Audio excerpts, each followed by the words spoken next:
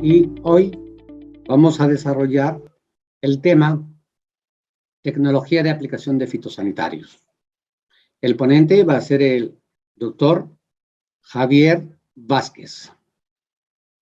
Va a desarrollar el tema de tecnología de aplicación. Él es ingeniero agrónomo, tiene una maestría en entomología, es doctor también en entomología, actual profesor de entomología de la Universidad Nacional Agraria, tiene más de 24 años de experiencia en docencia universitaria e investigación. También es reconocido como investigador en el CONCITEC. Es fundador de la empresa AgroSpray, que es especialista en el estudio de toxicología de plaguicidas. Voy a agradecer que pueda encender su pantalla. De esto vamos a conversar hoy día, sobre la tecnología de aplicación de productos fitosanitarios, que es una de las etapas dentro del proceso productivo de los cultivos que resulta relevante, ¿no? De muy poco sirve contar con una formulación de alta calidad, un ingrediente activo con un modo de acción innovador, si es que este producto no llega al lugar donde está la plaga.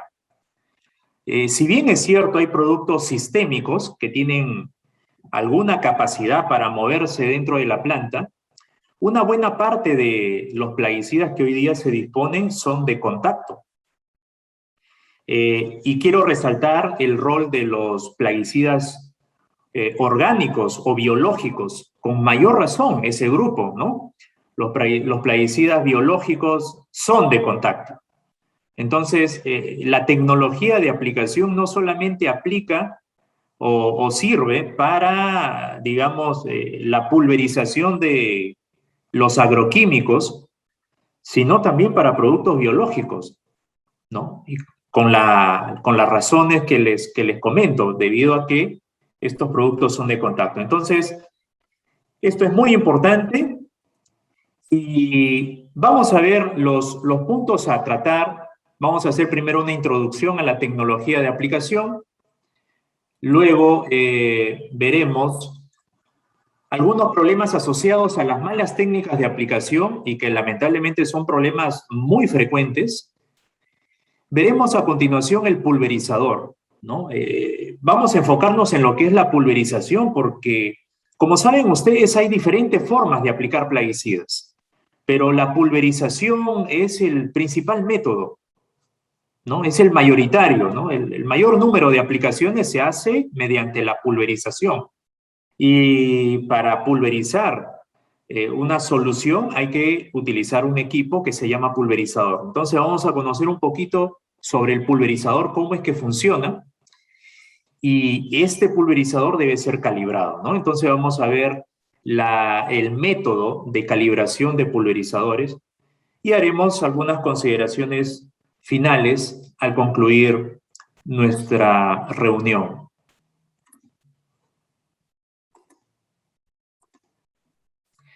Bueno, amigos, ¿qué es la tecnología de aplicación? Yo recuerdo, quiero comentarles así brevemente, hace unos 15 años atrás, más o menos cuando yo inicié mis estudios de doctorado en Brasil, en la Universidad de Sao Paulo, a quien yo agradezco muchísimo porque parte de las cosas que hoy día hago es gracias a mi formación en la Universidad de Sao Paulo, es que tuve un gran problema cuando iba a empezar mi tesis doctoral. Yo iba a estudiar los residuos de plaguicidas y la resistencia que generaban las aplicaciones de plaguicidas en algunas plagas. Bueno, eso era el objetivo de mi tesis. Me iba a llevar unos 2 o 3 años ejecutar esa investigación. Y entonces, para poder hacer eso, tenía que aplicar los insecticidas que iba a estudiar. Y ahí empezó el problema. ¿Cómo iba a hacerlo? me contacté con un profesor de la universidad, especialista en técnicas de aplicación, y vi que esto era un universo, era un mundo aparte, pero no podía cerrar los ojos a esa realidad, a esa ciencia, y tenía que incorporarla a mi investigación. Y fue ahí cuando empecé a estudiar con más profundidad la tecnología de aplicación. Recuerdo, muchos días sin dormir, jornadas largas de trabajo, tanto en laboratorio como en campo, para después de varios meses poder iniciar la tesis, ¿no? Porque había que definir la presión de trabajo, había que definir la velocidad ideal a la que debería ir el equipo de aplicación, teníamos que definir el tamaño de gota ideal para poder tener la mejor cobertura y la mayor uniformidad en la distribución del insecticida. Se tenían que definir muchos parámetros y pasaban los meses y yo recuerdo mucho que mi asesor de tesis me preguntaba, ¿ya empezaste? Decía, bueno, realmente ya empecé, pero todavía no empiezo. O sea, no empezaba realmente con los objetivos de mi tesis doctoral, pero hace meses que había empezado a investigar el método de aplicación, ¿no? Que era el previo, el antes de estudiar los residuos, de estudiar la resistencia, tenía que definir el método de aplicación. Bueno, les comento esta anécdota, una experiencia personal que tuve ligada a lo que hoy vamos a conversar, porque es así como incursioné en el área de tecnología de aplicación y me parece un área fascinante, ¿no? Me quedé cautivado por esta rama de la ciencia y es así que desde ese momento no he dejado de trabajar en esa área y de poder hacer trabajos de investigación y de extensión, ¿no? Relacionados a los métodos de aplicación. Bueno, amigos, la tecnología de aplicación de plaguicidas no es otra cosa que colocar la cantidad precisa del producto fitosanitario en el lugar preciso, con la menor contaminación ambiental, ¿no? Es decir, el proceso de aplicación eficiente, altamente eficiente, ¿no? Colocar lo que se necesita en el lugar donde se necesita sin provocar impacto ambiental o con el menor impacto ambiental posible. Bueno, esa es una idealización, es lo que todos quisiéramos, ¿no? Que se consiga. Pero la realidad es esta. Cuando hacemos aplicaciones, aquí en la sala seguramente hay muchas personas que tienen experiencia, mucha experiencia en aplicaciones, que trabajan en las aplicaciones y saben que esto ocurre, ¿no? O sea, una aplicación en campo no es como simular una aplicación en laboratorio, donde tienes todo controlado y la aplicación es perfecta. En campo, mis amigos, hay muchas condiciones adversas, difíciles, pero es la condición de trabajo, ¿no? Entonces, ¿qué es lo que ocurre? En campo tenemos una máquina que no es una máquina de alta precisión, como equipos de laboratorio. Son máquinas que tienen problemas, ¿no? Como saben ustedes, a veces el tractor no está funcionando correctamente, pero lo hacemos trabajar porque tenemos que aplicar, ¿no? A veces la bomba, el pulverizador, como que está fallando. Vemos que la presión no se controla adecuadamente, vemos que las boquillas tampoco ya están desgastadas, algunas están obstruidas. Aplicamos sobre un terreno con muchas dificultades en su relieve, hay subidas, hay bajadas, hay huecos, la máquina se va moviendo en el campo, tenemos el viento, la temperatura, y para rematar tenemos una planta muy difícil, tal vez una planta con mucho follaje, y una plaga que se ubica en un lugar también de forma caprichosa, muy difícil de llegar con la pulverización. Entonces, no podemos comparar pues un trabajo de laboratorio, cuando hacemos estudios de toxicología, con un trabajo de campo. Y todo esto va a pasar, nos va a provocar problemas de pérdida del producto debido a la exoderiva. La exoderiva, amigos, es el movimiento del plaguicida fuera del área de tratamiento, ¿no? Es decir, si yo trato una parcela, bueno, parte de ese producto aplicado termina en un lugar que no sabemos dónde, pero parte de eso termina en un lugar fuera de la parcela de tratamiento. Pero además de eso, tenemos un problema que se llama la endoderiva, que ocurre sobre todo cuando aplicamos hasta el punto de escurrimiento, ¿no? Nos parece que una buena aplicación es mojar bien la planta, hacer que chorree, y bueno, y consideramos de que esa es una aplicación extraordinaria. Bueno, amigos, las investigaciones que hemos realizado y que han hecho muchos científicos alrededor del mundo han demostrado que esa es la peor forma de aplicar. La cantidad de ingrediente activo que se llega a depositar en el tejido de la planta es mucho menor que si yo hubiera hecho una aplicación con menor volumen de agua sin llegar al punto de escurrimiento, ¿no? Entonces, todo eso que chorrea no es solamente agua, es agua más producto fitosanitario. Eso va a llegar al suelo, donde no tenemos la plaga la tenemos en la planta, bueno, el producto, una buena parte del producto termina en el suelo y de acuerdo a las características del suelo, ese producto puede quedar retenido en el suelo por algún tiempo o también puede percolar a través del perfil del suelo y llegar al agua subterránea. Y con el agua subterránea ser trasladado hacia un lugar distinto, fuera del lugar de origen donde fue aplicado. Entonces, son muchos factores que vemos que intervienen o que van a influir en la calidad de las aplicaciones, ¿no? Y después el producto no funciona y nos quejamos, ¿no? El insecticida ese ya no es como antes, ¿no? Antes sí controlábamos, pero mira, ahora ya no controla, parece que lo han rebajado, pero nada de eso, ¿no? Los productos siguen siendo los mismos de siempre, la misma calidad de formulación, hay altos estándares de calidad, cada vez más elevados en los procesos de síntesis, de formulación de los plaguicidas. Entonces el problema no está ahí. El problema está en el método de aplicación, ¿no? Sino que, claro, eso ya nos involucra a las personas que estamos a cargo de las aplicaciones, ¿no? Y a veces no queremos aceptar parte de esa responsabilidad, pero es nuestra responsabilidad la forma como se van a aplicar estos plaguicidas.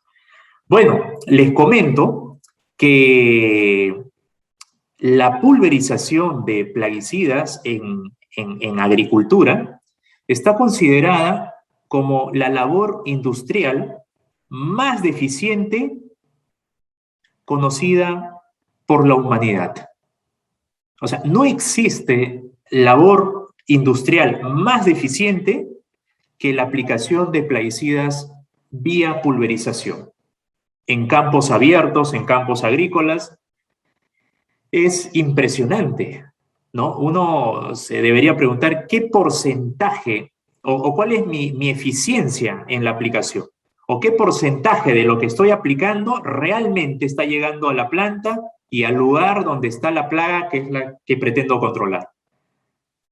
Y es impresionante, hay estudios que se han realizado, nosotros mismos hemos hecho estudios en la universidad y hay otras investigaciones publicadas que han encontrado porcentajes muy bajos de depósito del ingrediente activo en el lugar donde se encuentra la plaga.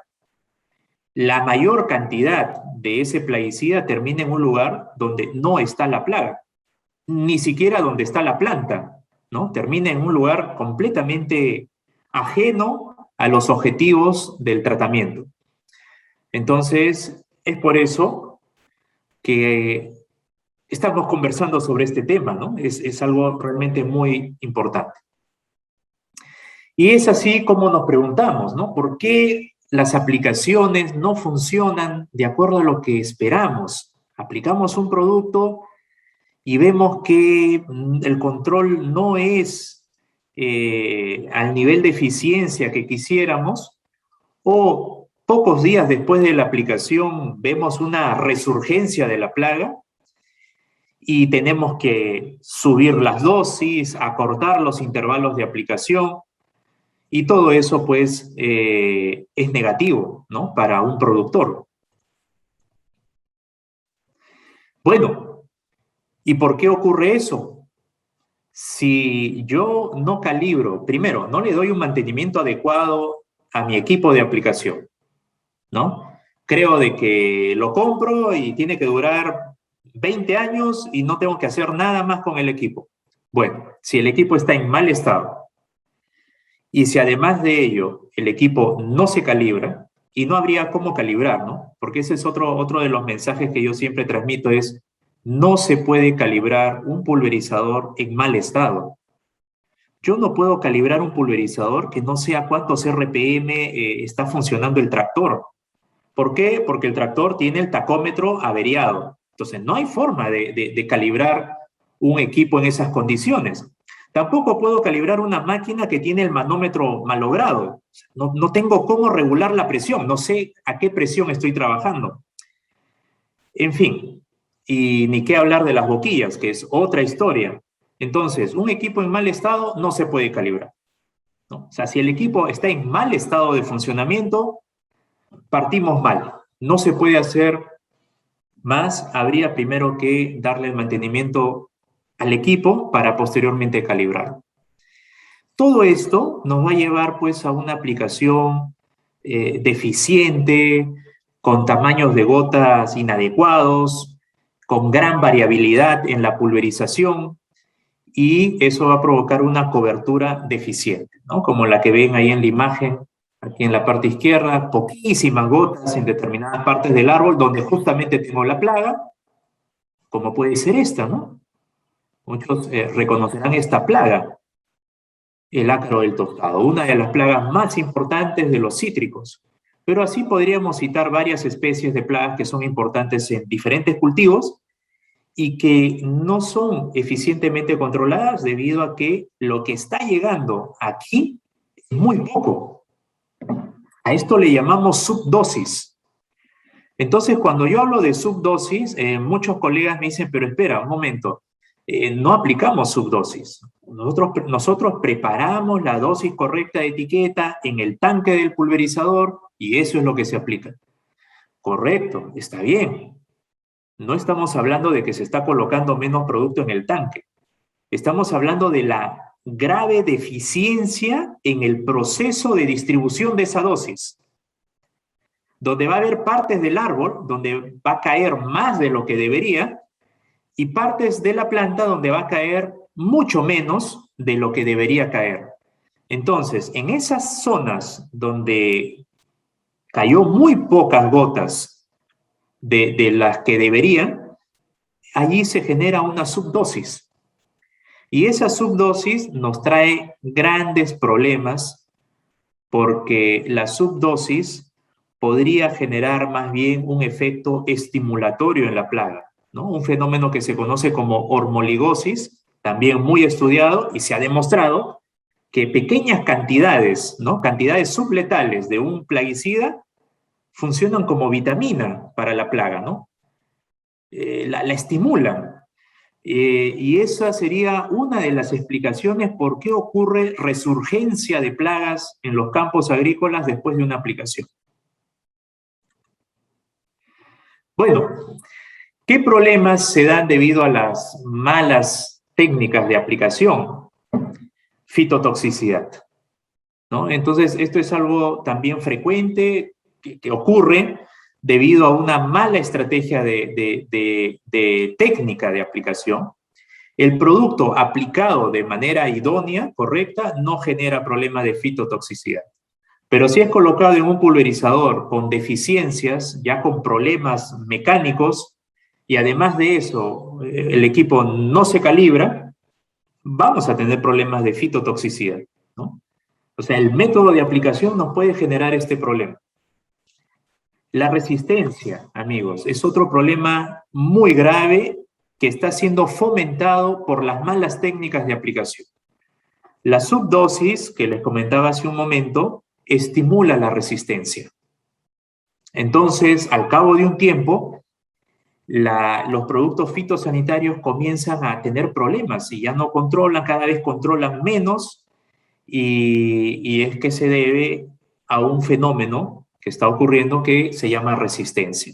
Posiblemente, ¿no? Eso habría que estudiarlo también, pero ese es otro tema también muy, muy interesante que involucra a los productos fitosanitarios. Los residuos, amigos, es un problema muy importante y es un dolor de cabeza hoy día para la agroindustria, ¿no? Los cultivos de exportación tienen que cumplir una serie de requisitos, de estándares, para poder ser aceptados en el mercado internacional. Entre esos estándares están las exigencias en cuanto a los LMR, ¿no? Los límites máximos de residuos. No se puede sobrepasar esos valores e inclusive hay mercados que son más exigentes que te limitan el número de moléculas detectables, ¿no? Entonces, por ejemplo, algunos mercados te dicen, mira, máximo te acepto 4 residuos. Y tú estás en un problema porque tú tienes que aplicar 15 moléculas distintas desde que empiezas la campaña. Pero tu cliente te está diciendo, yo no te voy a aceptar esa fruta si es que tiene más de 4 residuos. Entonces ahí vienen las estrategias de cómo hacer para que esa fruta llegue a cosecha solamente con 4 moléculas detectadas, ¿no? Y eso se podría resolver mejor si es que yo tengo buenas técnicas de aplicación. Porque las buenas técnicas de aplicación me permiten ser eficiente en el control de las plagas. Y eso me permite no aplicar tantas veces. Reduciría el número de aplicaciones en el programa fitosanitario y eso evidentemente reduciría la carga de residuos en el alimento, ¿no? Entonces, está muy, muy relacionado a esto, ¿no?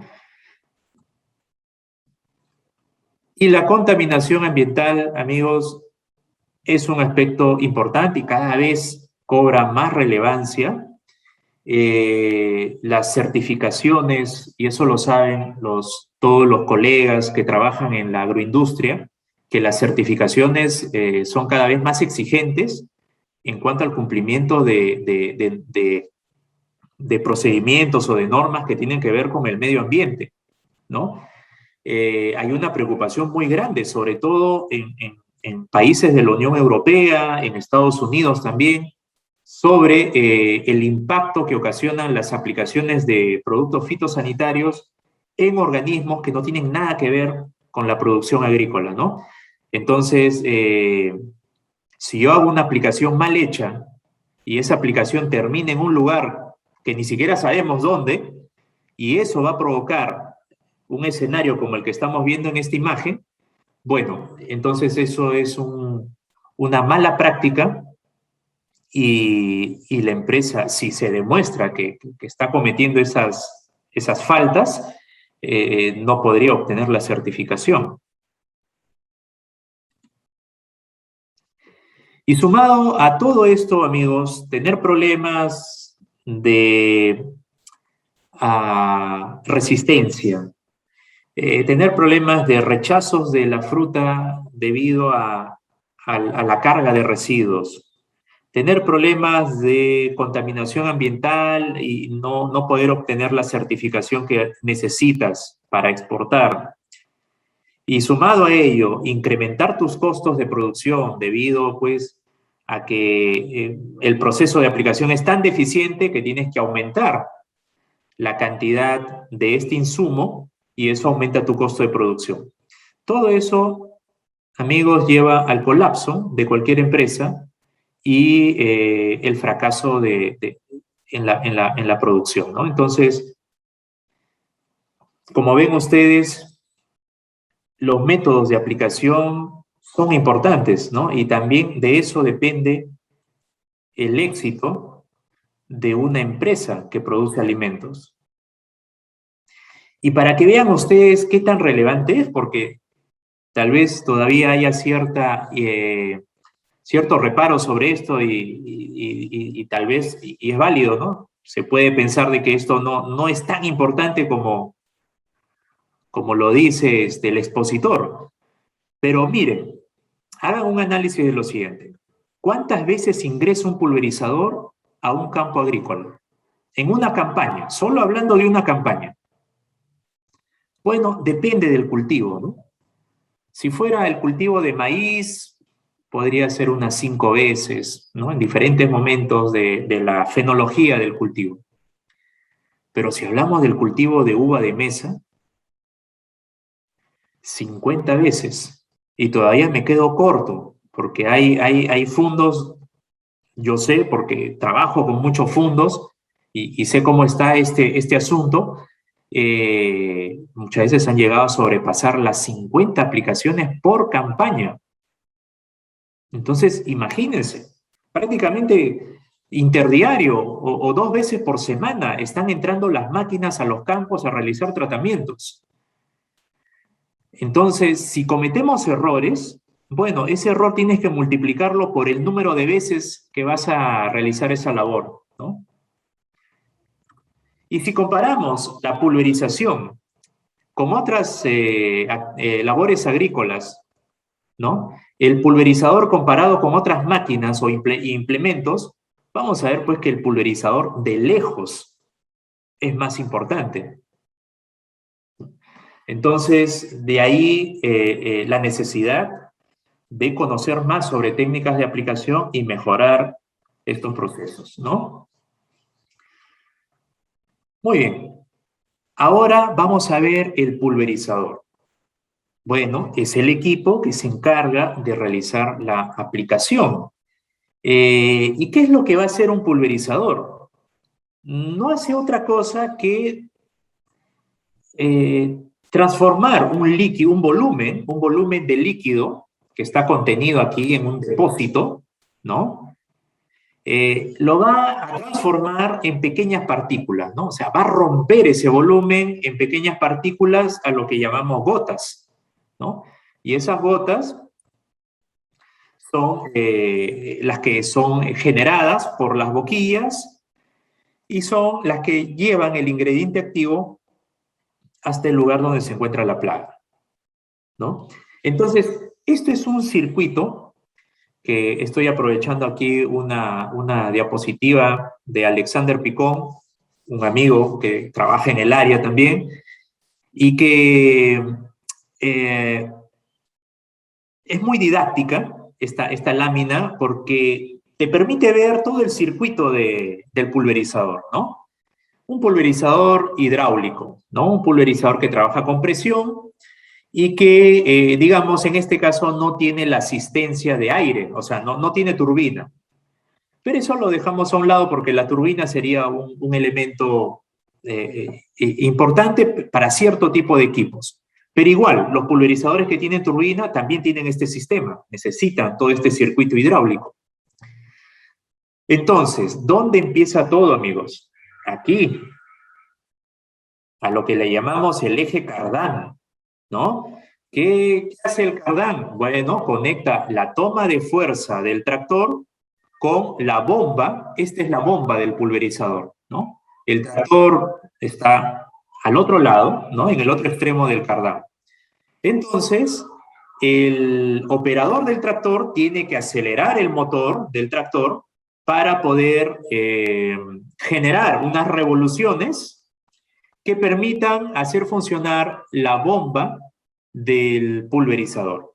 Bien, bueno, entonces amigos, aquí viene lo primero, lo más importante, que el cardán gire a unas revoluciones que hagan funcionar correctamente todo este circuito hidráulico.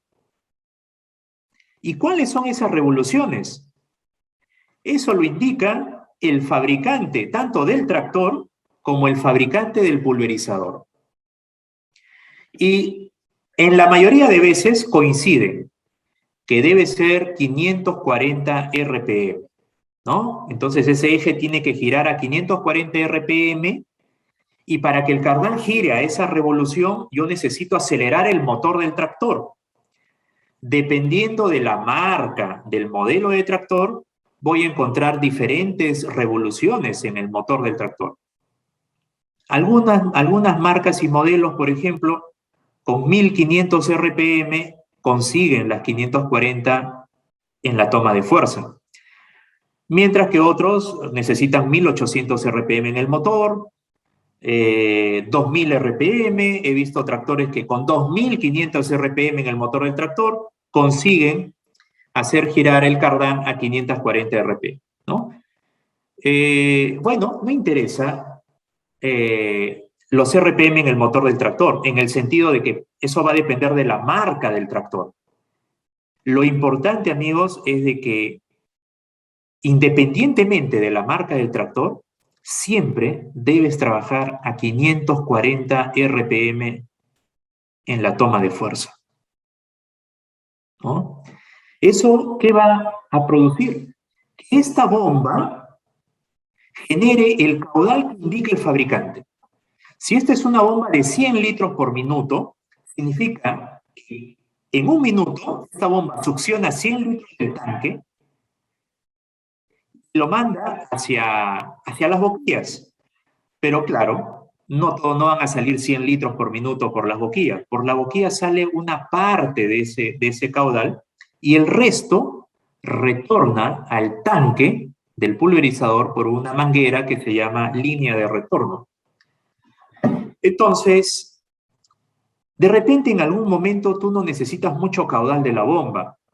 Claro, puedes trabajar, eso va a depender de las características del equipo. De repente tienes pocas boquillas de bajo caudal, tienes una bomba de 100 litros por minuto, pero tú estás gastando 30 litros por minuto en las boquillas, te sobra 70, ¿no? Dice, me sobro. Pero no siempre es así, amigos. Conforme la planta va creciendo, conforme el cultivo se va desarrollando, vas necesitando mayor cantidad de volumen de aplicación. Entonces necesitas más caudal de boquillas, mayor número de boquillas. Entonces va a ir subiendo y va a llegar momentos en que tu demanda va a ser de 60 litros por minuto, 70 litros por minuto, 80 litros por minuto, ¿no? Es lo que va a salir por las boquillas. Y bueno, tú tienes una bomba de 100 litros, todavía te da, ¿no?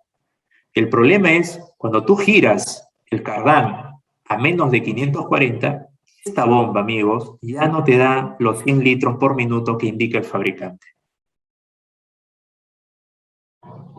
Pierde la bomba pierde capacidad. Y eso es lamentable y se ve con mucha frecuencia cómo los operadores desaceleran el motor del tractor, lo trabajan a revoluciones muy bajas, el cardán gira a una revolución mucho menor de la correcta y la bomba entonces reduce su capacidad. Da menos caudal de lo que indica el fabricante. ¿Y eso qué va a ocasionar? Va a ocasionar, amigos, que en determinado momento las boquillas ya no pueden funcionar. Porque tú estás aquí en el mando regulando la presión y ves que la presión llega a 8 bares, por decir, 8 bares, y ya quieres subir, ya no sube más. Oye, quiero aplicar a 10 bares. Esa bomba tranquilamente te debería dar esa presión, pero ya no. ¿Por qué? Porque la presión se genera con el caudal de la bomba. Si la bomba ya no tiene caudal, va a llegar a un tope. Entonces ese tope de presión es lo que puedes llegar. Y se viene abajo toda tu calibración, toda tu aplicación, porque no es la condición de trabajo que tú necesitas, ¿no? Y esta práctica, esta mala práctica, amigos, se hace con el fin de ahorrar petróleo, ¿no? Entonces, muchas personas dicen, no, quiero gastar menos petróleo. ¿Cómo lo hago? Desacelero el motor del tractor. Bueno, eso poquito que vas a ahorrar en petróleo, lo vas a gastar mucho más en el producto que estás aplicando, en el mayor número de aplicaciones que vas a tener que hacer, porque tus aplicaciones van a ser deficientes, y en el daño que las plagas van a hacer en el cultivo, ¿no? Porque tus aplicaciones no van a controlar. Entonces, amigos, hay que aprender a trabajar en las condiciones que indican los fabricantes. ¿Por qué tenemos que cambiar las condiciones de operación de los equipos que son establecidas por los fabricantes, que son los que más saben de estas máquinas, porque son ellos quienes las han fabricado? Muy bien. Entonces, la bomba succiona el líquido del tanque, pero no puede succionarlo así nada más, porque aquí dentro del tanque puede haber impurezas, a veces caen algunas hojas, no debería, ¿no? Pero podría ser, si es que yo retiro aquí la canastilla, muchos también realizan esa mala práctica, entonces caen cosas extrañas aquí dentro del tanque, y eso puede ser succionado por la manguera, ¿no? Succionado por la bomba, pero por eso es importante que aquí exista, y hay siempre, un filtro, ¿no? El filtro de succión. Ese filtro va a proteger a la bomba. Entonces, todas las impurezas grandes van a ser retenidas acá, y el caldo va a ir entonces más limpio, filtrado, llega a la bomba, y la bomba lo impulsa por esta manguera que ven aquí hacia el mando, ¿no? Muy bien, llegamos al mando, y en el mando se regula la presión. A través de una perilla, tú regulas la presión, ¿no? Y lo que haces realmente es abrir o cerrar el retorno al tanque. Si tú cierras el retorno al tanque, estás forzando a que el líquido se vaya hacia las boquillas. Si tú abres, entonces más líquido se va al depósito, y por eso tú bajas la presión, ¿no? Entonces, aquí regulas la presión, tienes unas palancas, ¿no? que te permite accionar las secciones de boquillas, ¿no? Las secciones de las barras, y el líquido va del mando rumbo hacia las boquillas, ¿no? Antes de llegar a la barra o al ramal donde están las boquillas, hay un filtro. Este filtro de línea es muy importante porque aquí ayuda a filtrar el caldo que luego va a llegar a las boquillas. Si no existe este filtro de línea, las boquillas se obstruyen, se tapan, y con frecuencia el operador tiene que bajar de su tractor, sacar boquillas, limpiar, desentupir, y ahí se cometen errores. A veces él va también con un alambre, un clavo, fuerza la boquilla, la rompe o la desboca, y listo, se vino toda la aplicación abajo. Esa aplicación va a ser muy deficiente. Sin embargo, amigos, la experiencia que tengo visitando empresas productoras de alimentos, en muy pocos casos he visto la presencia de filtros de línea en las máquinas. Entonces, apenas existe el filtro de succión y nada más. Entonces, es importante acondicionar el filtro de línea, que nos va a permitir que las boquillas trabajen eficientemente, no se obstruyan y nos duren más tiempo, ¿no? Aumentamos el periodo de vida útil de nuestras boquillas. Y finalmente, amigos, las boquillas. Muchos conocen las boquillas, ¿no? Es un elemento pequeñito, muchas veces subestimado, ¿no? Y se cree de que las boquillas pues es un elemento por donde sale un chorro y moja, nada más. Pero no es así, amigos. Es más, esa es mi apreciación personal, técnica, viendo pulverizadores. La boquilla, para mí, es el elemento más importante de un pulverizador. Es el que puede definir el éxito o el fracaso de una aplicación para el control de una plaga. Detrás de una boquilla hay toda una ingeniería, hay mucha investigación, así como las empresas de productos fitosanitarios invierten muchos recursos en investigación y sacar nuevos productos. Igualmente pasa con la industria de boquillas. Son industrias innovadoras y hacen muchos estudios, investigaciones para diseñar nuevos modelos de boquillas. Entonces, Y eso se demuestra porque en el mercado tenemos más de 100 modelos de boquillas.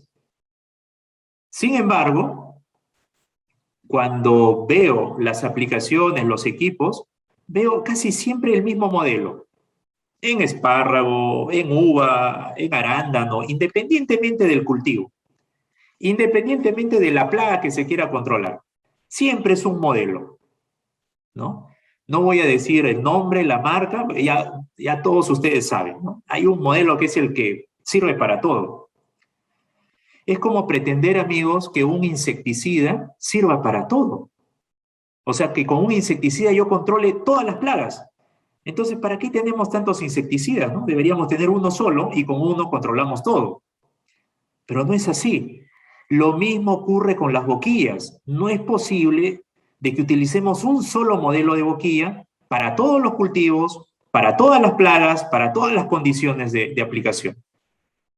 Y ahí, ahí nuestros vecinos, por ejemplo, por no ir muy lejos, nos llevan mucha ventaja, ¿no? Especialmente Brasil. Brasil, Argentina también han trabajado bastante en esto y uno ve cómo productores de soya, productores de maíz, productores de algodón, por ejemplo, en Brasil, saben mucho sobre boquillas.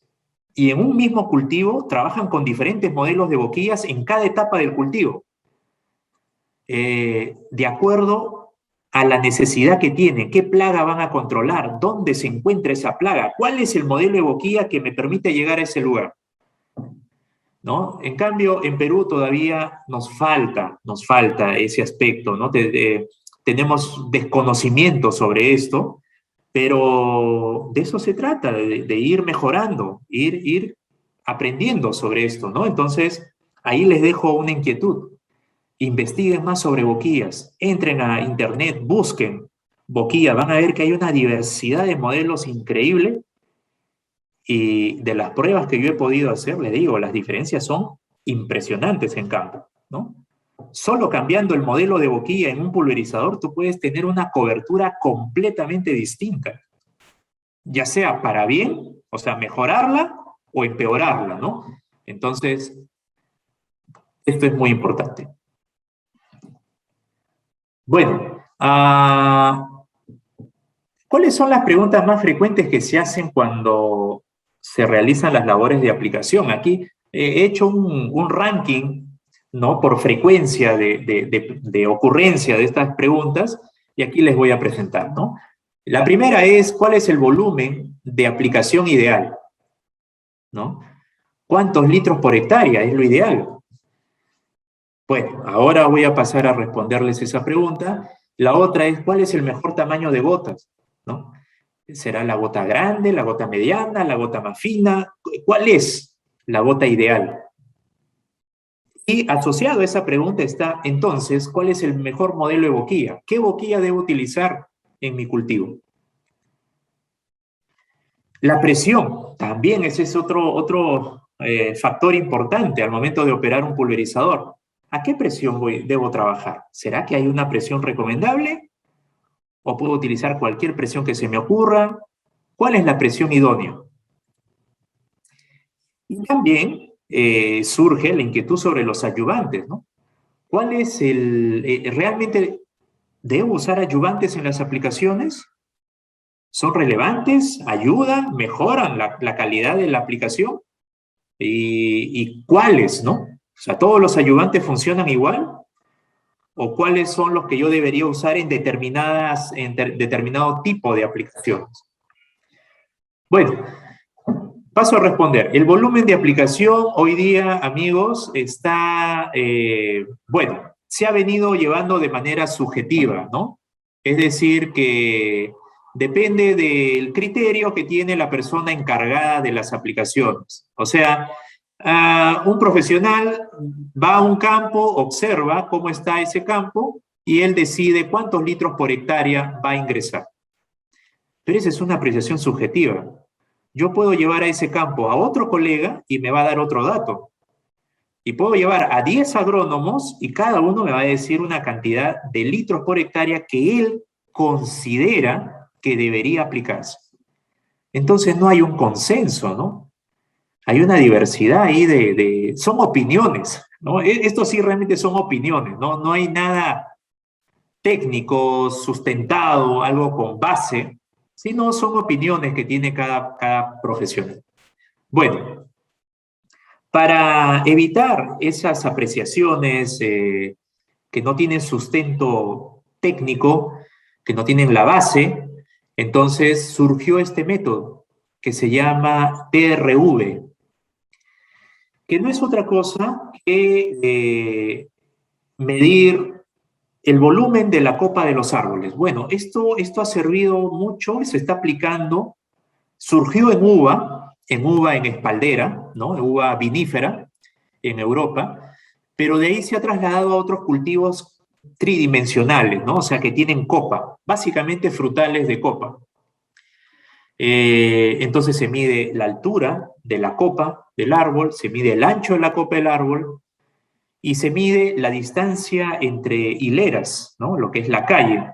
Y se aplica esa fórmula que observan y con ello tenemos el TRV, ¿no? Que es los metros cúbicos de copa de árbol por hectárea. Bueno, hasta ahí tenemos la mitad de tarea hecha. Luego viene, entonces, ¿cuántos litros debo aplicar en una hectárea? Bueno, los investigadores han encontrado de que para aplicar un metro cúbico de copa de árbol, es necesario 0.1 litros de caldo. Es decir, que para, calcular el volumen de aplicación, lo único que habría que hacer es multiplicar el TRV por 0.1. Con eso ya tienes los litros por hectárea. Bueno, este método, amigos, yo lo vengo utilizando ya hace varios años y ha dado muy buenos resultados. Normalmente sale menor a lo que el fondo usa, ¿no? Por decir, si el fondo usa 2.000 litros por hectárea, haciendo el método del TRV sale 1.500 litros, por decir, ¿no? Entonces ya con eso tienes un ahorro de volumen de caldo y esto sí tiene base científica, base técnica, ¿no? Entonces yo les recomiendo que empiecen a calcular sus volúmenes de aplicación basados en las dimensiones de las copas de los árboles, ¿no? Y para ello utilicen el método del TRV. Bueno, ¿cuál es el mejor tamaño de gota? Aquí les presento, ¿no? Digamos, una figura donde pueden ver ustedes los diferentes tamaños de gota que están hoy día, digamos, reconocidos por las normas internacionales, ¿no? Tenemos desde las gotas muy finas hasta las gotas muy gruesas. Y ahí, al lado derecho, pueden ver cómo se observa esto en un papel hidrosensible, ¿no? Que es la manera más fácil, más práctica de poder ver estos diferentes tamaños de gota. ¿Cuál es el mejor de todos ellos? Bueno, depende. ¿Cuál es el objetivo de tu aplicación? Y depende de las condiciones ambientales, ¿no? Entonces, las gotas muy finas son gotas que son gotas que tienen poca energía cinética, ¿no? Debido a su masa, que es muy pequeña, y son gotas que al tener baja energía cinética se quedan normalmente en suspensión en el aire. Entonces son gotas que normalmente se pierden, ¿no? Yo necesito que esa gota tenga una trayectoria y llegue a un lugar. Entonces, si la gota es muy fina, esa gota en campo se pierde con mucha facilidad. Entonces, las gotas muy finas son interesantes para ambientes cerrados. Podríamos hablar de invernaderos, aplicaciones dentro de estructuras. Las gotas finas son interesantes. Tienen una muy buena capacidad para penetrar el dosel de las plantas. Pero hay que tener mucho cuidado con las gotas finas, porque con viento y con temperatura alta terminan siendo las peores gotas. Los problemas de deriva son muy fuertes con gotas finas. Entonces habría que saber en qué periodo del día, en qué horario yo podría utilizar boquillas de gota fina y en qué horario ya tengo que cambiar eso. ¿no? Las gotas medianas son interesantes, son mucho más resistentes a la deriva, ¿no? Tienen un mayor tamaño. Sin embargo, por su tamaño, ¿no? Le es un poco más difícil llegar a la parte más profunda del dosel de la planta. A no ser que haya algo que lo ayude. Y por eso tenemos los equipos que tienen turbina. Entonces, en los pulverizadores con turbina, las gotas medianas les va muy bien, ¿no? Porque son auxiliados por el viento que es generado por las turbinas y pueden llegar a lugares de difícil acceso. Pero no siempre las condiciones son óptimas para aplicar, inclusive para las gotas medianas. Entonces, en determinados momentos es necesario utilizar gotas gruesas y gotas muy gruesas, justamente para evitar la deriva, que puede hacer daño a cultivos aledaños o puede provocar un efecto negativo en población que vive cerca a los campos agrícolas, o tengo campos que están por ejemplo, en el caso de espárrago, yo puedo tener un campo que está en pleno desarrollo vegetativo y al costado tengo una parcela que está en cosecha. Entonces, ¿cómo evito de que la aplicación de ese campo que está en desarrollo, cómo evito que esa aplicación llegue a la cosecha si está muy cerca? Entonces, para eso, las gotas gruesas y las gotas muy gruesas cumplen una función muy importante. Entonces, ¿cuál es el mejor tamaño de gota? Depende. Depende de qué es lo que quieres hacer.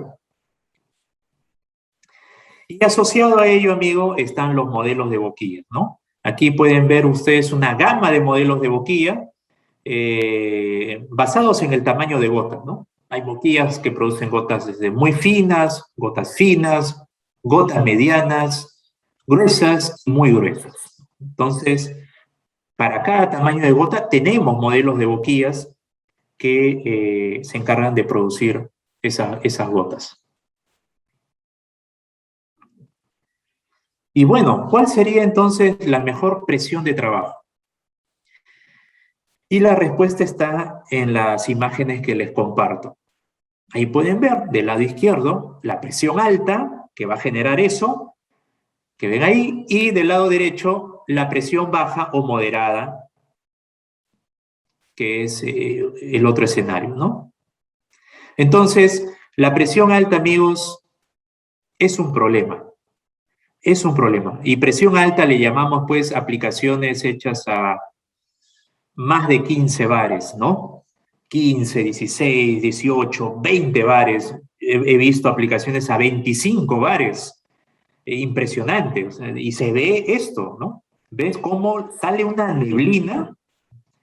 Y una gran parte de esa neblina insecticida se la lleva el aire y no sabes dónde va a terminar eso.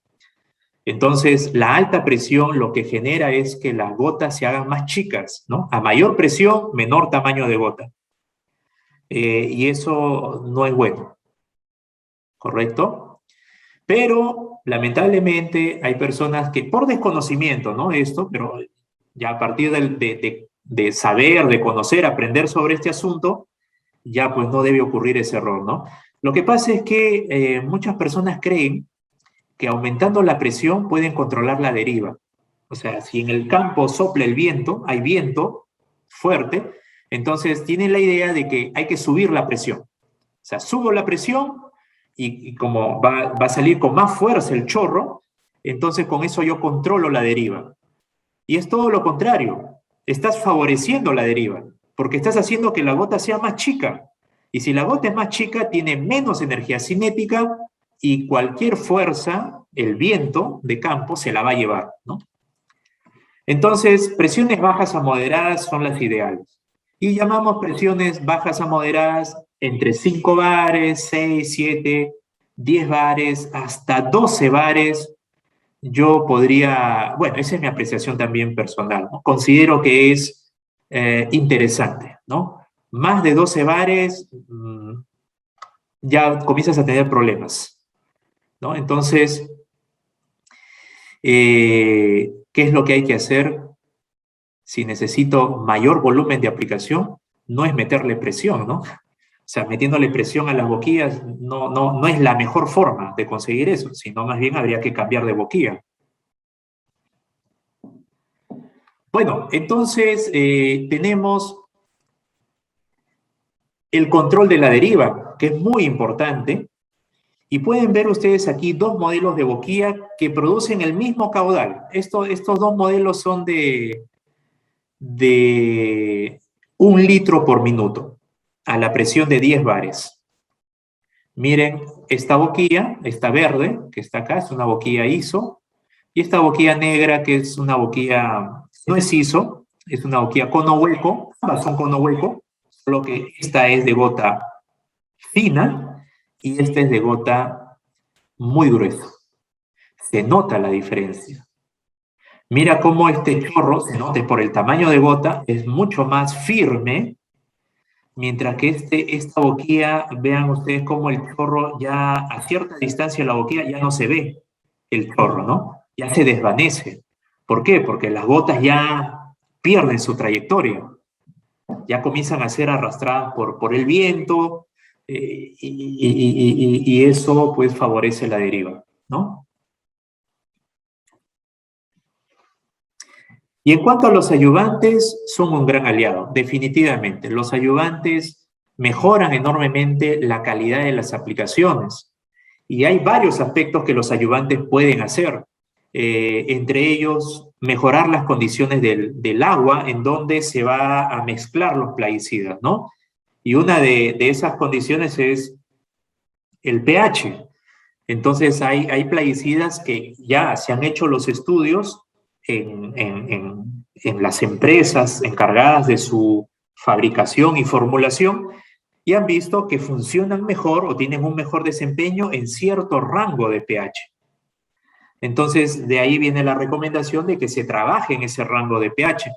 Pero el agua que tenemos muchas veces no cumple con ese requisito. Entonces hay que hacer una corrección, ¿no? de ese pH y para ello se utilizan pues reguladores de pH, ¿correcto? Y es muy importante la calidad de este regulador de pH porque realmente podemos regular o modificar el pH con muchas sustancias, ¿no? Con ácido cítrico, con ácido fosfórico, en fin, con N cosas se puede bajar el pH de una solución. Pero el tema no es bajar el pH, el tema es regularlo de manera estable. Porque yo puedo acidificar una solución, pero la pregunta es, ¿por cuánto tiempo? ¿No? Porque el agua va a tender a regresar a su pH original. Y lo que tú hayas echado en el agua para bajar el pH se va a empezar a degradar también, se va a ir perdiendo en el tiempo. Entonces va a haber inestabilidad en el pH. O sea, empiezas con un pH y en un determinado tiempo ya el pH cambió. Entonces necesitas un regulador estable, ¿no? Que te permita mantener ese pH uniforme, sin cambios, durante un periodo de tiempo suficiente para terminar la aplicación. Y dependiendo de la aplicación, amigos, me ha tocado ver, o sea, ustedes también deben saber esto, ¿no? Aplicaciones que realmente se hacen en un tiempo bastante corto, ¿no? Una tancada, por ejemplo, de 2.000 litros, lo pueden hacer en 40 minutos. O sea, en menos de una hora aplicaron una tancada. Muy bien, esa es una aplicación rápida, está muy bien. Pero también hay aplicaciones que demoran más. Una tancada de 2.000 litros demora 8 horas. ¿No? ¿Por qué? Porque se trabaja con equipos, con menor número de boquillas, con boquillas de bajo caudal, entonces demora más, ¿no? en acabar ese volumen. Entonces necesitas que durante esas 8 horas de trabajo el caldo permanezca en una estabilidad de pH, ¿no? Entonces ahí es importante estos reguladores. Y además que te ayuden a modificar ciertas características del líquido, como es la tensión superficial y la viscosidad, que hagan que las gotas, digamos, se fraccionen mejor, o sea, generes mayor número de gotas y que éstas se adhieran muy bien sobre las hojas, ¿no? Minimizando el efecto de rebote, porque una gota cuando impacta sobre una hoja, lo primero que hace es rebotar, ¿no? Debido a la liberación de esa energía cinética. Entonces, el ayudante te permita reducir ese efecto del rebote de tal manera que la gota se adhiera a la hoja y que en la hoja se expanda lo más posible, ¿no? Mejorando así la cobertura. Entonces, son importantes los ayudantes y de lo que he podido revisar en la literatura, he encontrado estos dos productos, uno que es un regulador de pH y otro que es un ayudante que ayuda a mejorar la cobertura, ¿no? La pulverización en sí, el proceso mecánico de atomización, ayuda a mejorar la retención de la gota o de las gotas sobre el tejido de la planta y además la cobertura, ¿no? De incrementar el área de cobertura. Y eso es muy importante porque de esa manera las probabilidades de que la plaga entre en contacto con el producto químico, con el fitosanitario, son mayores, ¿no? Entonces, son importantes, ¿no? Muy bien. Entonces, aquí ya yo les lanzo unas preguntas para reflexionar, ¿no? Y entonces, esta charla, además de dar algunas ideas, algunas respuestas, también va a dejar muchas interrogantes. Y eso es bueno, porque esto no acaba acá, ¿no? Hay muchas cosas que tenemos que hacer y acá les voy a complicar un poquito la vida y es bueno porque de esa manera la vida es más divertida, ¿no? Si no, imagínense, si ya lo supiéramos todo, no habría mucho sentido, ¿no? Entonces, ¿estoy aplicando el producto en el momento correcto? Hablando del momento correcto, me refiero, amigos, ¿en qué momento de la biología de una plaga estoy aplicando el producto? O sea, lo que se conoce en la literatura inglesa como el timing de la aplicación, ¿no? Si voy a aplicar un Bacillus thuringiensis, lo que tengo en campo, ¿qué es? Principalmente larva de qué estadio. Ah, tengo larva de cuarto estadio. Ah, y voy a aplicar un Bacillus thuringiensis. ¿Funcionará? ¿Ese es el momento correcto? Si voy a aplicar un producto para controlar querezas, ¿cuál será el momento ideal? ¿Será la presencia del crawler, el primer estadio ninfal de la quereza, que es el migrante? ¿O será cuando ya tengo la quereza sedentaria, establecida en las ramas, en las hojas? Hay un momento ideal, ¿no? Entonces tenemos que encontrar eso y para hacer eso, la evaluación, monitoreo de campo permanente es fundamental, ¿no? ¿Mi pulverizador está en buenas condiciones y calibrado? Bueno, todos aquellos que están encargados de las aplicaciones, bueno, tendrán que ver sus máquinas ahora y ver si está todo funcionando y si es que están calibrados, ¿no? Y si no, habría que hacerlo. ¿Y las gotas? ¿Son del tamaño adecuado? ¿Qué estoy aplicando? ¿Gotas finas? ¿Gotas medianas? ¿Gotas gruesas? ¿Es lo adecuado para el tipo de aplicación que hago en determinado momento? Y en cuanto al horario, ¿estoy aplicando en el horario adecuado? ¿A qué hora aplico? Y en ese horario, ¿cómo son las condiciones ambientales? La temperatura, la humedad relativa, la velocidad de viento, que son factores que influyen directamente en la calidad de una aplicación. ¿Será adecuado? ¿Tendré que buscar un mejor horario? Bueno, cada uno tendrá que definir eso, ¿no? Y luego, ¿estamos verificando si las gotas están llegando donde deben llegar? Eso es muy importante, porque si voy a acusar al producto químico que no funciona, debo de tener las pruebas. Y las pruebas serían de que al lugar donde está la plaga están llegando las gotas en una cantidad idónea y que a pesar de eso no controla. Entonces ahí podré decir, hay un problema con el producto. Pero si no tengo esa referencia, entonces no puedo lanzar una aseveración de esa forma o si no llegan las gotas al lugar donde está la plaga, entonces no va a controlar pues el producto, ¿no? Eso es lógico. Y para eso, amigos, hay que hacer evaluación de los papeles hidrosensibles. Acostúmbrense a utilizar siempre papeles hidrosensibles en las calibraciones y en las verificaciones de la calidad de las aplicaciones y estar chequeando, ¿no? Si están llegando a las gotas que ya han establecido, ¿no? El número de gotas por centímetro cuadrado para poder tener eficiencia en las aplicaciones. Muy bien. En cuanto al volumen de aplicación, vamos a ver que hay una fórmula, que es esta.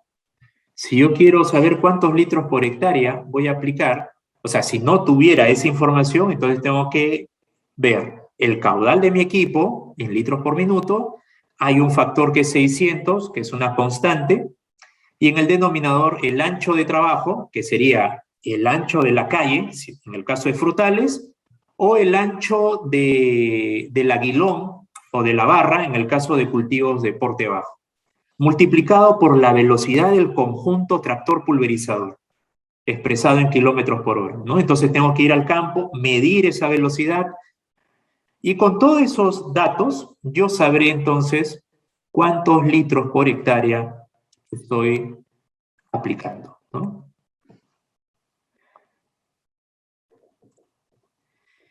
Y si yo ya tengo el volumen de aplicación, digamos que he utilizado esa fórmula del TRV y digo, mira, necesito aplicar para este campo 1500 litros por hectárea.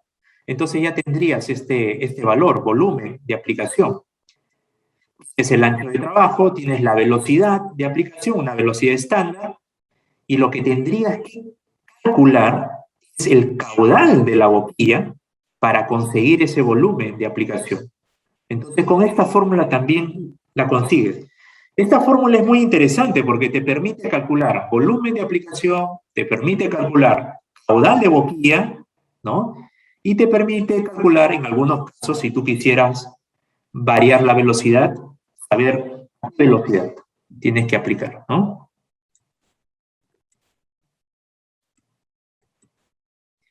Muy bien. Entonces,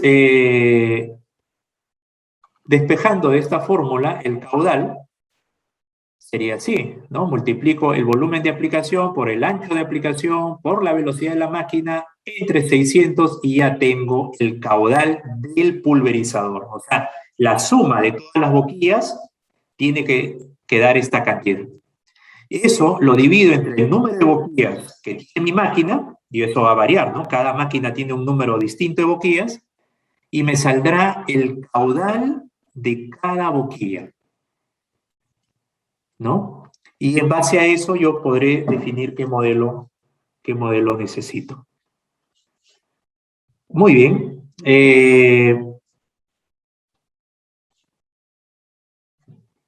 Continuamos. Ahora, ustedes saben, amigos, que cuando calibramos un pulverizador hay que calibrarlo más de una vez, ¿correcto? No se calibra la máquina una sola vez. La máquina durante una campaña hay que calibrarla varias veces. ¿Por qué? Porque va cambiando el cultivo, ¿correcto? Va cambiando. Al inicio normalmente tiene poco follaje, de repente has podado, tienes poca área para tratar, entonces requieres menos volumen de caldo. Y en determinado momento esa planta se hace más frondosa y necesitas aumentar el volumen de aplicación, ¿no? Y en fin, entonces, durante la campaña uno va variando los volúmenes de aplicación y por eso tienes que ir recalibrando tus equipos en función de esas necesidades. Entonces, aquí está el ABC, amigos, de lo que es la calibración de pulverizadores. Si yo necesito realizar incrementos leves en mi volumen de aplicación, digamos que estoy en 1000 litros, o sea, parto de 1000 litros, con eso empecé. Pero ahora voy a subir a 1200 litros, porque es una aplicación particular, necesito 1200 litros para una aplicación. ¿Qué es lo que debo hacer? Lo técnicamente recomendable sería aumentar la presión. Hay que ver cuánto, ¿no? Eso se va a calcular. O si tienes una tabla de presión y caudal de la boquilla, determinas ahí cuál es la presión a la que tú obtienes ese incremento del 20%, ¿no? No más de eso. Si necesitas aumentar más el volumen de aplicación, por favor, no subas más la presión. No vale la pena. Tendrías que subir demasiado la presión. La relación entre presión y caudal, amigos, es cuadrática. No es lineal. O sea, para que tú dupliques el caudal de una boquilla, tienes que cuadriplicar la presión. O sea, subir 4 veces la presión. Imagínate que estás trabajando a 10 bares, ¿no? Y la boquilla te está dando 1 litro por minuto. Pero ahora dices, no, necesito duplicar el volumen de aplicación, necesito duplicar entonces el caudal de las boquillas. Si tú quieres hacer eso solo con presión, de lo que estabas a 10 bares, tendrías que irte a 40, pues. Y con 40 bares revienta tus mangueras, ¿no? Revienta la máquina, todo, o sea, un desastre va a ser eso. Entonces no vale la pena. La presión solamente te sirve para hacer cambios muy, muy finos, muy ligeros, muy leves en tu volumen de aplicación, ya sea para más o para menos. Ahí trabajas con la presión. Eso es lo correcto. Pero en determinado momento tienes que hacer cambios más importantes o cambios, digamos, moderados, ¿no? En el volumen. Digamos que de 1000 litros ahora tienes que irte a 1500. Bueno, eso no lo vas a hacer con presión. Lo tienes que hacer con la velocidad de la máquina. Entonces tendrás que calcular a qué velocidad vas a conseguir ese nuevo volumen, ¿no? Tendrás que bajar la marcha del tractor, ir más lento para aumentar tu volumen de aplicación. Y no mover la presión. La presión la dejas en el mismo lugar. Y finalmente, necesito duplicar. Estoy en 1000 litros, pero ahora, ¿sabes qué? Tengo que hacer una aplicación a 2000 litros. Ya no te metas mucho con la velocidad, porque tendrías que reducir a la mitad tu velocidad de aplicación. Y si tu velocidad está en 5 kilómetros por hora, por decir, tendrías que bajar a 2,5 para duplicar el volumen de aplicación. Y eso podría resultar inviable. Demorarías demasiado en la aplicación, te saldría una aplicación muy cara, no tienes el número de máquinas suficientes para cubrir el área que tienes que aplicar. Entonces, lo que ahí se debe hacer es cambiar de boquilla. Sigues trabajando igual, a la misma velocidad de 5 kilómetros por hora, a la misma presión de 10 bares, que eso es lo que vienes trabajando, y solamente cambias boquilla por una que te dé el doble de caudal. Nada más, ¿no? Entonces, eso es lo que hay que hacer. Ya saben, incrementos leves, presión, ¿no? Variaciones leves en el volumen de aplicación. Variaciones moderadas, velocidad de la máquina. Variaciones importantes, boquilla. Y aquí pueden ver, miren cómo esta boquilla, este modelo TXA8002VK, que es un modelo de boquilla, 3 bares, su caudal es de 0,8 litros por minuto. Oiga, y quiero duplicarlo a 1,6 litros por minuto. Bueno, tienes que meterle entonces 12 bares, es decir, 4 veces más, ¿no? Entonces, eso hay que tener bastante cuidado y ahora ya saben, ¿no? Entonces ya no es la relación lineal. Muchos creían, ¿no? En esta sala, tal vez algunos creían que la relación era lineal. Una regla de 3 simple para calcular presiones y caudales. No es así, es cuadrática la relación.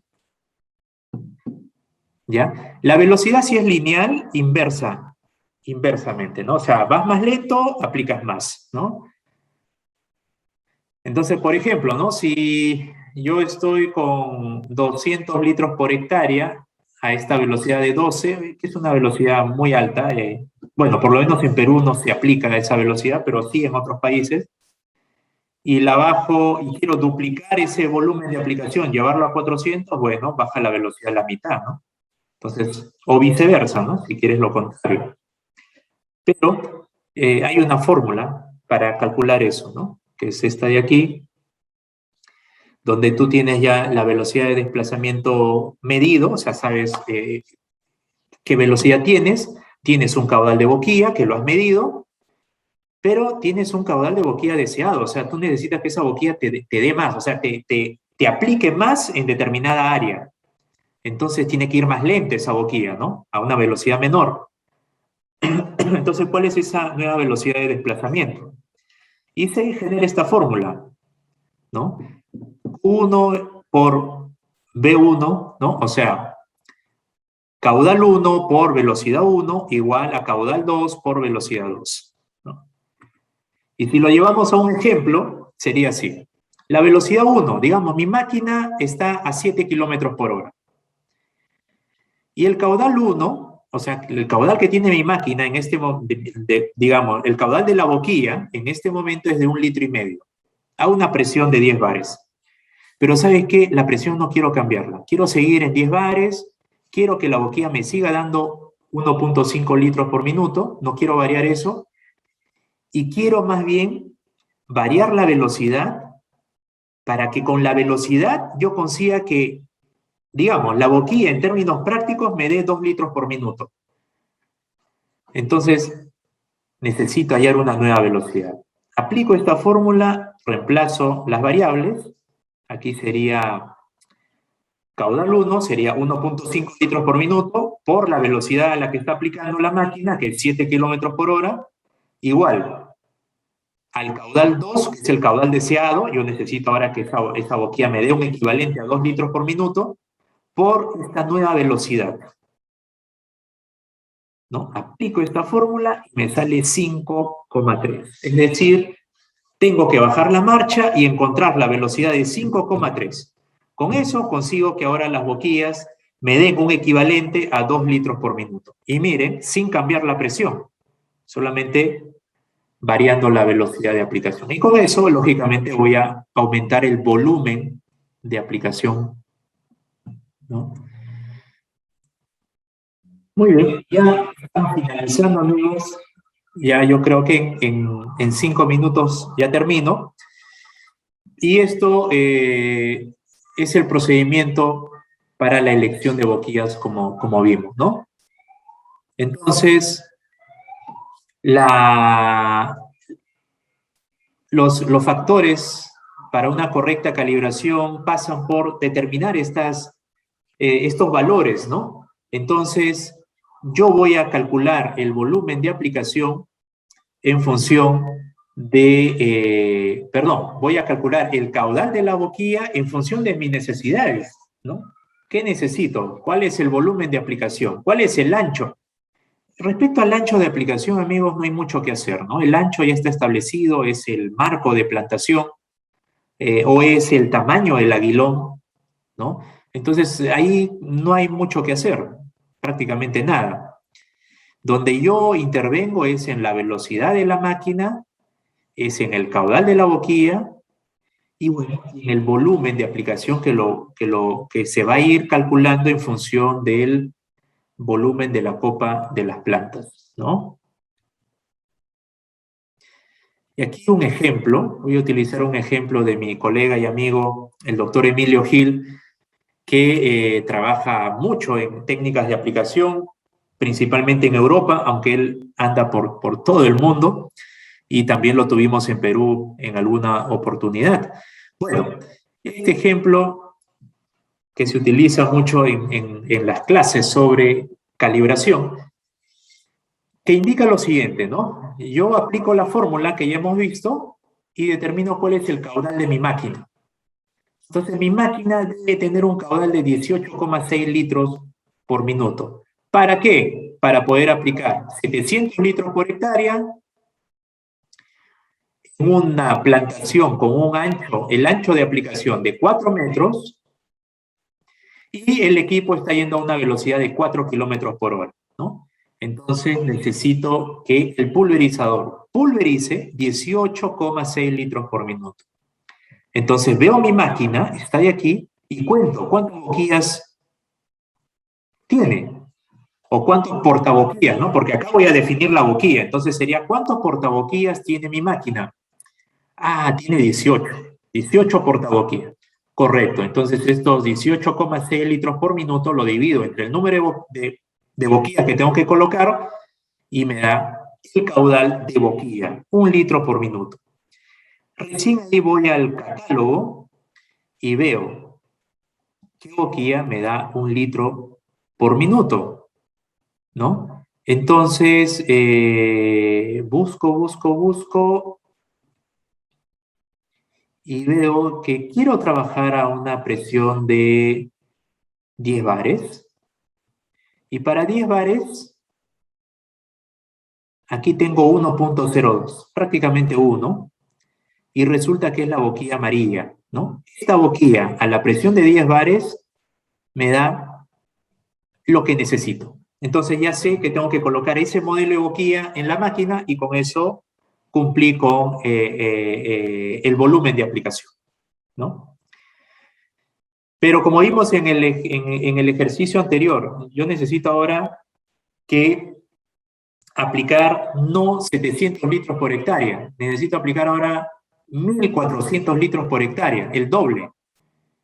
No cambio nada, solo necesito saber qué boquilla voy a utilizar. Bueno, el doble podría ser esta. Me mantengo en 10 bares y me tengo que ir a esta boquilla modelo rojo, que me da 1,91, casi 2 litros, ¿no? O si quieres subes un poquito a 11, pero yo les aconsejaría no hacer cambios, no ser tan, hay que ser prácticos también, ¿no? Entonces en el campo si tú comienzas a variar, tienes tantas presiones de trabajo, eso lo marea también al operador del equipo, ¿no? Entonces tratemos de trabajar con 2 o 3 presiones a lo mucho en diferentes momentos. Entonces, mantengo esta misma presión con 1,91, posiblemente mi volumen de aplicación salga 1.380 litros, ¿no? O sea, muy cerca de lo que quiero. Bueno, hay que dejarle ahí unos 20 litros para la bomba, eso está bien, ¿no? Bueno, termino, amigos, con esta parte que no solamente lo que hemos visto ahora es cómo cumplir con los volúmenes de aplicación, ¿no? Las características de operación que debe tener el equipo, pero tengo que evaluar el papel hidrosensible. Entonces, cuando hago esta prueba, luego tengo que verificar que exista la cobertura idónea en el lugar donde necesito que llegue la aplicación. Y tiene que quedar así, por decir, ¿no? Estas son fotografías de trabajos que hemos hecho en campo y donde vemos, ¿no? En el cultivo de palto, en el haz de la hoja, en el en vez de la hoja, en determinada parte del árbol donde tenemos la plaga, necesitamos llegar ahí y vean, ¿no? Acá tenemos más de 300 gotas por centímetro cuadrado. Cuando límite, o sea, lo mínimo que deberían buscar es 100 gotas, por lo menos, ¿no? 100 gotas como mínimo. Bueno, este está bastante bien, ¿no? Podría ser un poco menos, ¿no? Hasta 100 gotas por centímetro cuadrado les va a ir bien con las aplicaciones. Y las consideraciones finales que les quiero transmitir, amigos, es que la correcta calibración de los pulverizadores permite obtener el máximo beneficio de los productos fitosanitarios, ¿no? Entonces, ¿cómo puedo obtener todos esos beneficios que Hortus ha invertido tanto en toda esta investigación, en desarrollar nuevas moléculas o desarrollar nuevas formulaciones? Bueno, el máximo beneficio lo puedo obtener dándole mantenimiento a mis equipos y calibrándolos adecuadamente, ¿no? Y con ello también reduzco el riesgo asociado a malas aplicaciones, ¿no? A las aplicaciones. Entonces, voy a tener menos problemas de resistencia, menos problemas de residuos, menos problemas de manchado de fruta, menos problemas de contaminación ambiental, o sea, todo menos. Y menos costo de producción, que es lo más interesante para una empresa, ¿no? Entonces, eso lo conseguimos con tecnología de aplicación. Y los ayudantes permiten mejorar la cobertura, el depósito y la penetración de plaguicidas. Entonces, es altamente recomendable su empleo en las aplicaciones, ¿no? Sabiendo el objetivo de la aplicación, habrá que utilizar determinado adyuvante. Yo les agradezco enormemente por el tiempo que le han dedicado para nuestra capacitación y quedo atento a las preguntas, Elvio, que se hayan formulado. Con mucho gusto de responder. Ojalá tenga respuesta a todas las preguntas que se generen. Esto realmente es un mundo y hay muchas cosas todavía que no tenemos respuestas, ¿no? Y estamos atrás de ellas. Pero bueno, de eso se trata. Muchas gracias.